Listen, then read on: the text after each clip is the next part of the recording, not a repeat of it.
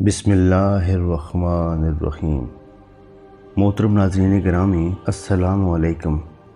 ناظرین، آج کی اس ویڈیو میں ہم آپ کو بتائیں گے کہ حضرت امام حسین رضی اللہ تعالی عنہ نے جس شیر کو پالا تھا وہ شیر ابو الحارث کہاں سے آیا تھا، اور بچپن میں آزاد کیا ہوا شیر کس طرح سے امام حسین رضی اللہ تعالی عنہ کی شہادت کے بعد وہاں پہنچا، اور اس نے یزید کی فوج کے ساتھ کیا کیا۔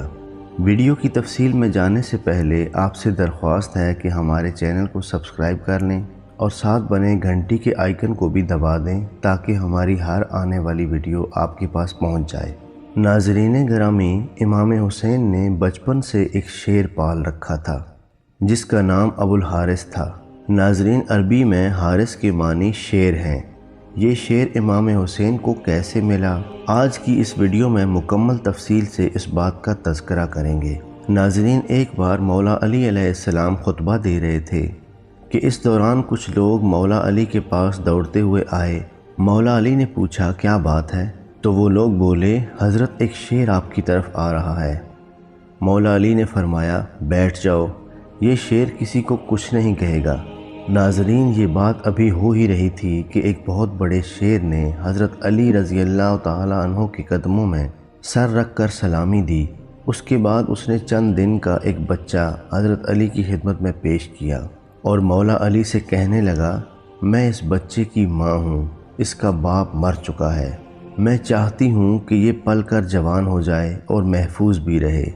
حضرت علی رضی اللہ تعالی عنہ نے فرمایا مطمئن ہو کر چلی جاؤ، یہ میرا وعدہ ہے، اس شیر کے بچے کو یتیمی کا احساس نہیں ہوگا، میں یہ بچہ اس کے حوالے کروں گا جو یتیموں کی پرورش کر سکتا ہو۔ آپ رضی اللہ تعالی عنہ نے اس شیر کو حضرت امام حسین کے سپرد کر دیا۔ حضرت امام حسین نے اس چند دن کے بچے کو اٹھایا اور اس کے سر پر شفقت کا ہاتھ پھیرا اور اس کا نام ابو الحارث رکھا۔ ابو الحارث کی بچپن سے ہی امام حسین سے دوستی ہو گئی۔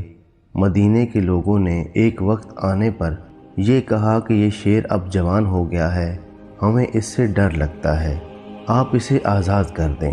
اب امام حسین رضی اللہ تعالی عنہ ابو الحارث کے پاس آئے اور فرمایا اے ابو الحارث، میں تمہیں آزاد کرتا ہوں، تم ملک عراق چلے جاؤ، وہاں نینوا کا ایک جنگل ہے، اس جنگل کا بادشاہ شیر مر چکا ہے، تم وہاں جا کر بادشاہی کرو، ایک دن ایسا آئے گا کہ تمہاری ملاقات مجھ سے ہوگی، اور یہ ملاقات اسی جنگل میں ہوگی۔ آپ رضی اللہ تعالی عنہ کا حکم مان کر ابو الحارث مدینہ سے چلا گیا۔ جب امام حسین سرزمین کربلا میں شہید ہوئے تو یزیدی فوج نے حضرت امام حسین کی لاش اقدس کو گھوڑوں کی ٹاپوں سے مسخ کرنے کا فیصلہ کیا۔ اس وقت حضرت زینب رضی اللہ تعالی عنہ نے حضرت فضہ رضی اللہ تعالی عنہ سے کہا ابو الحارث کو بلاؤ۔ جناب فضہ جنگل کی طرف گئیں اور وہاں ٹیلے کے پاس کھڑے ہو کر اونچی آواز سے بلانے لگیں ابو الحارث ابو الحارث۔ جیسے ہی حضرت فضہ رضی اللہ تعالی عنہ کی آواز بلند ہوئی، شیر نے جواب میں لبیک کہا اور سامنے آ گیا۔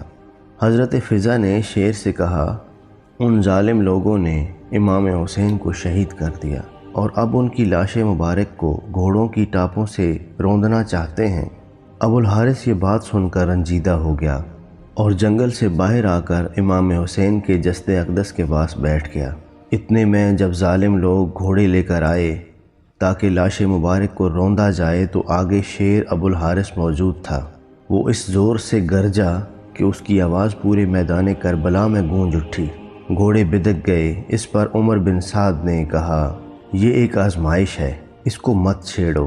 اس طرح شیر ابو الحارث نے اپنے مالک و آقا امام حسین رضی اللہ تعالی عنہ کی خدمت زندگی میں بھی کی اور ان کی وفات کے بعد بھی ان کی لاش مبارک کو پامال ہونے سے بچایا۔